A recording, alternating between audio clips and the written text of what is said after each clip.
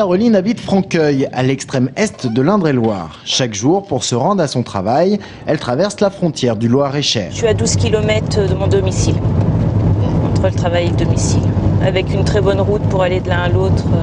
Pour moi, c'est la même zone touristique et vraiment la même façon de vivre, que ce soit l'Indre-et-Loire ou le Loir-et-Cher. Ça reste la vallée du Cher, qu'on soit d'un côté ou de l'autre.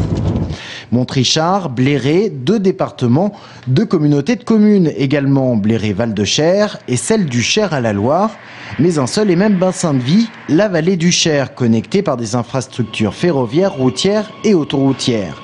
Une logique qui, dans le cadre de la réforme de l'intercommunalité, a amené les décideurs locaux à s'unir. Leur projet, former une seule et même communauté de communes à cheval sur 2 départements.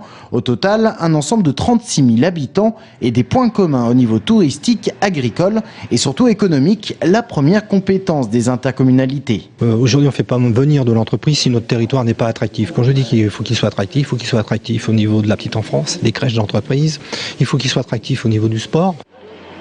Le développement économique, le principal vecteur d'unité.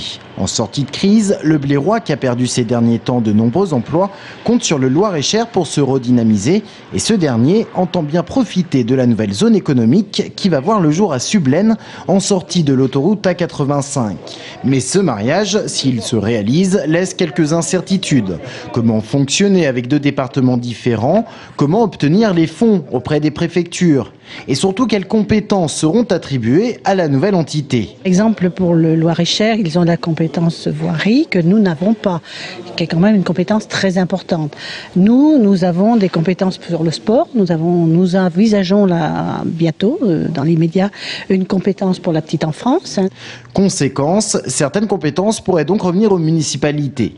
La nouvelle entité accueillerait également Céré-la-Ronde, la dernière commune d'Indre-et-Loire à ne pas être intégrée dans une communauté de communes. Le projet sera donc présenté et motivé aux préfets des 2 départements concernés. Ce sont eux qui donneront leur accord pour la formation de cette nouvelle communauté de communes.